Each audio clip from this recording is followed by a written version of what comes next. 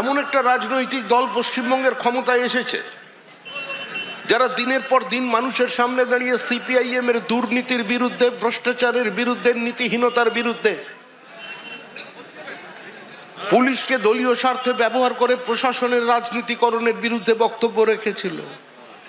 যে মমতা বন্দ্যোপাধ্যায় মানুষের সামনে দাঁড়িয়ে বলতেন, আমি কিছু করতে পারি বা না পারি, আমি মানুষকে ভয় মুক্ত করব, কোনো বাইক বাহিনী থাকবে না, কোনো থান কাপড় বিতরণ থাকবে না, পশ্চিমবঙ্গের ভোটার লিস্টে বাংলাদেশিদের নাম ঢুকিয়ে সিপিআইএম এর মতো নির্বাচন থাকবে না।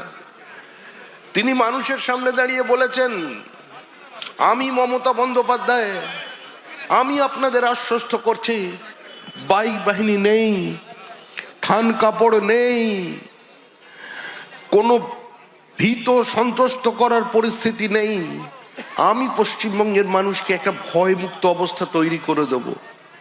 অর্থাৎ আমি আমার মতো করে কথা বলবো, আমি আমার মতো করে প্রতিবাদ করব, আমি আমার মতো করে সরকারি নীতি সিদ্ধান্তের সমালোচনা করব, আমি প্রয়োজনে রাস্তা অবরোধ করব, আমি বন্ধ করব, আমি মিটিং করব, মিছিল করব, পঞ্চায়েত নির্বাচনে সংখ্যাগরিষ্ঠতা পেলে বিনা বাধায় আমি নির্বাচনে প্রতিদ্বন্দ্বিতা করে জয়ী হবার কারণে বোর্ড গঠন করব।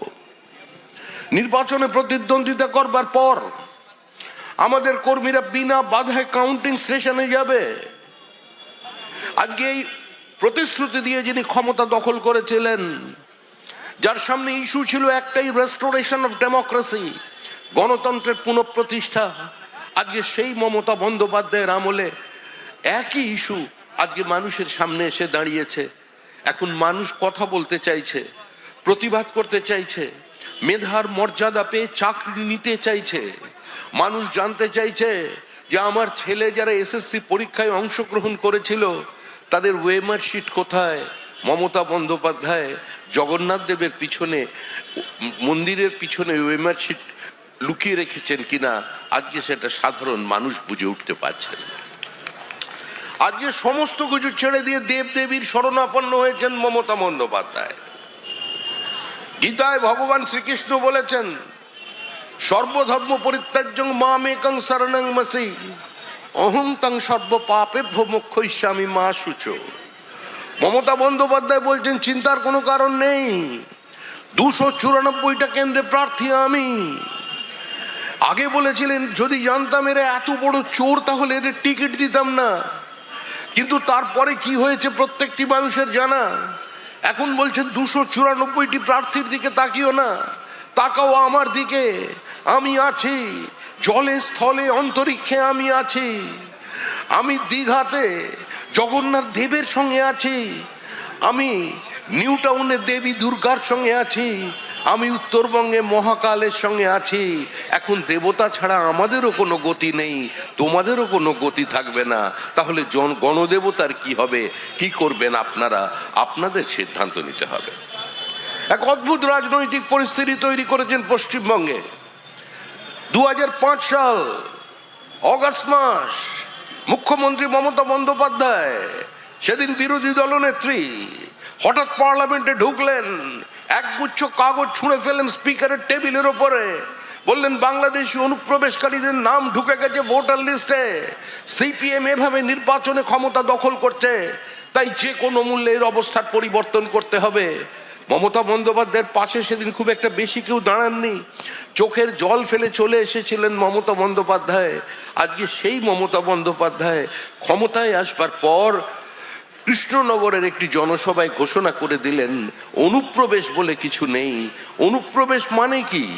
ওরাও তো বাঙালি, এরাও তো বাঙালি, আমরা বাংলা ভাষায় কথা বলি, আমরা বাংলায় স্বপ্ন দেখি, আমরা বাংলায় কবিতা লিখি, আমরা ভাষায় এক, ভালোবাসায় এক, তাই দিবে আর নিবে, মিলাবে মিলবে।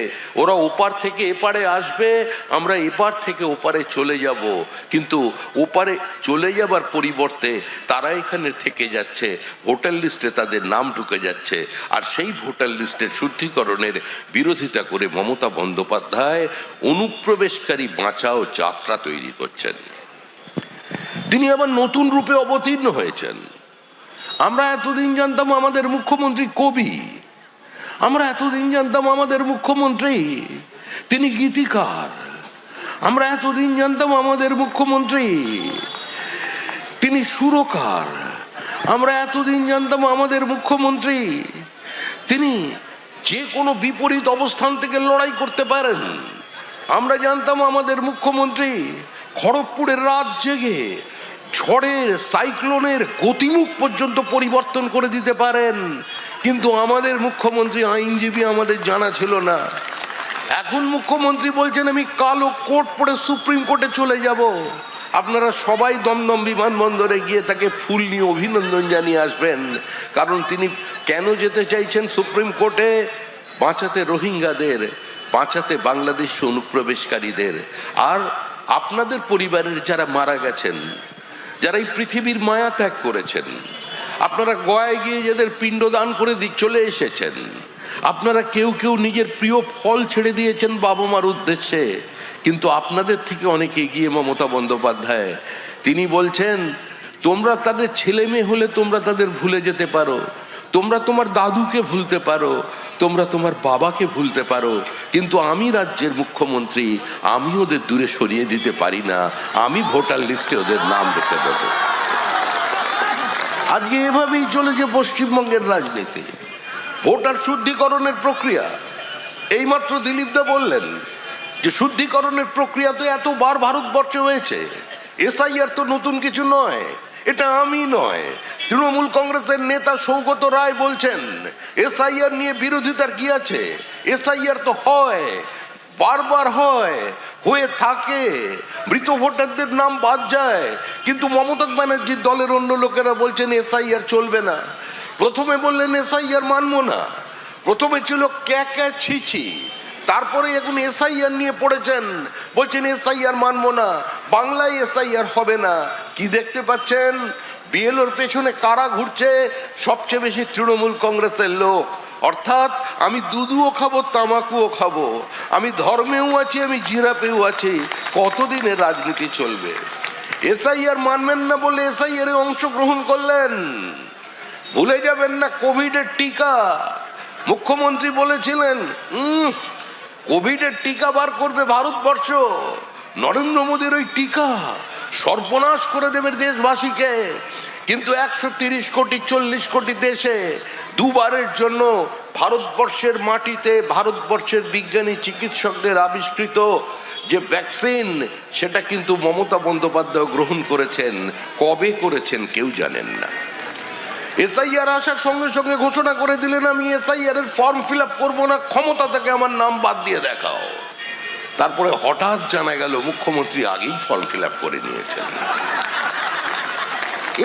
এত বড় ড্রিবলিং তো মেসি কোনোদিন করতে পারেনি। মেসিকে এনে কেন বিপদে পড়েছে তৃণমূল কংগ্রেস? মেসি তো এখানেই বর্তমান। মুখ্যমন্ত্রীর মধ্যে আপনি মেসিকে দেখতে পাবেন, রোনাল্ডোকে দেখতে পাবেন, এমবাপ্পেকে দেখতে পাবেন।